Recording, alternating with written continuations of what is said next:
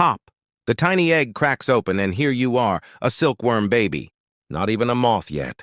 Just a teeny caterpillar with a huge appetite and zero life skills. Welcome to the world. Your first thought isn't about how beautiful life is or what adventures. Oh wait, nope, it's just food. Now, you're basically a hungry tube with legs. And you only want one thing, mulberry leaves. Not pizza, not candy, just mulberry leaves all day long. Boring. But you don't have time to complain because you need to stuff your face constantly. Your whole job right now is to eat and grow. You'll increase your size about 10,000 times in just a few weeks. That would be like a human baby growing to the size of a blue whale before their first-month birthday. You have zero friends in this leaf-chomping phase of life. All the other silkworms around you are also too busy eating to chat. Everyone's just munching away like it's an eating contest with no prize. The sound of hundreds of tiny mouths chewing leaves fills the air. Nature's most boring symphony. And the smell? Let's just say a room full of hungry caterpillars. Doesn't exactly smell like roses. More like a salad bar that nobody's cleaned in weeks. Your days blur together in an endless cycle of munching. Leaves, chew, swallow, poop, repeat. That's your entire life story so far. Not exactly thrilling material for your biography. The good news is nobody's trying to eat you since you taste awful. The bad news is you're so helpless that a light breeze could probably end your whole career. When you're not eating, you're sleeping. And when you're not sleeping, you're molting, which means your skin gets too tight, so you have to wiggle out of it. 4 times. You'll shed your skin, and each time is super uncomfortable. Imagine trying to pull off a sweater. That's 3 sizes too small, while also having no bones and no hands. Not fun. Each molt leaves you feeling fresh, but super tired. You sit there looking at your old skin like, was I really wearing that? It's the world's grossest fashion makeover, and you get to do it 4 whole times. After each molt, you're bigger, hungrier, and somehow even more boring. Your skin feels all soft and vulnerable for a while. Like when you wear new shoes and get blisters. The only difference is you don't have feet. Just these stubby little legs that move you from one leaf to the next. Real exciting stuff. After about a month of this leaf-munching marathon, you suddenly feel weird. You're not hungry anymore. What a strange feeling after doing nothing but eat since birth. Your body tells you it's time for the next stage, making silk. You find a nice spot and start spitting out a special liquid from glands in your mouth. When this liquid hits air, it hardens into a silk thread. You spin this thread around yourself over and over, thousands of times until you're wrapped in a cozy cocoon. Inside your silky sleeping bag, something incredible happens. Your body melts. Not kidding. You turn into caterpillar soup. All your organs dissolve, except for some special cells that have been hiding inside you, waiting for this moment. These cells start building a whole new body from your melted parts. Wings, antennae, different legs, the works. It's like tearing down a kindergarten building and using the same materials to create a rocket ship.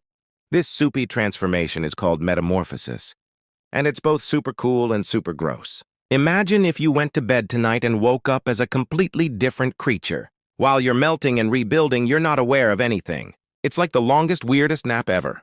Your body is busy following ancient instructions coded in your DNA, turning your squishy caterpillar parts into delicate moth parts.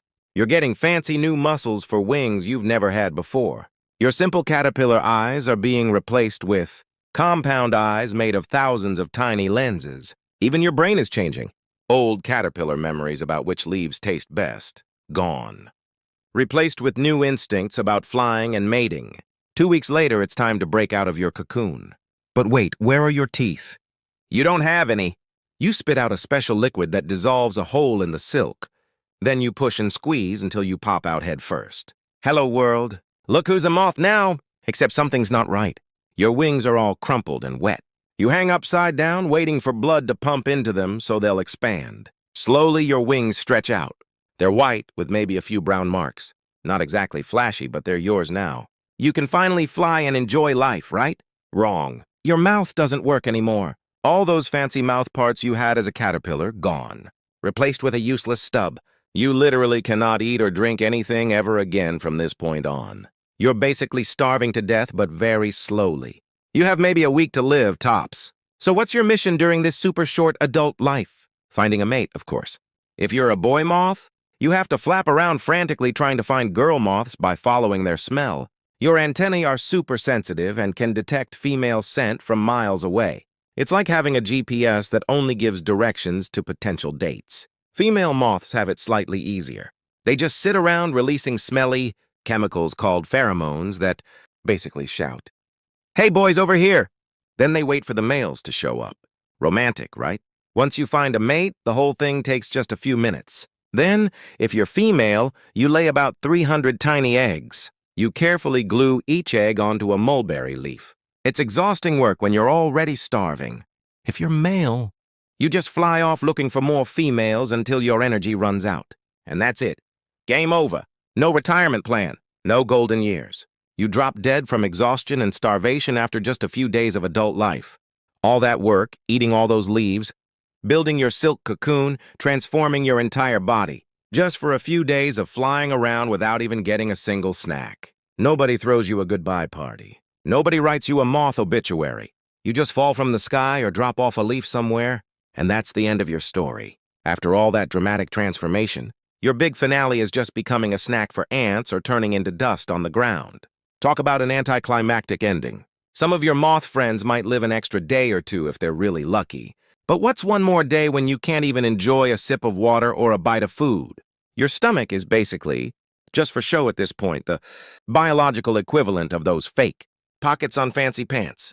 The worst part, while you were wrapped up in your cozy cocoon doing your soup-to-moth transformation, there's a good chance someone dunked your cocoon in hot water to kill you and unravel your silk thread. Silkworm silk is super valuable, and each cocoon contains about half a mile of silk thread.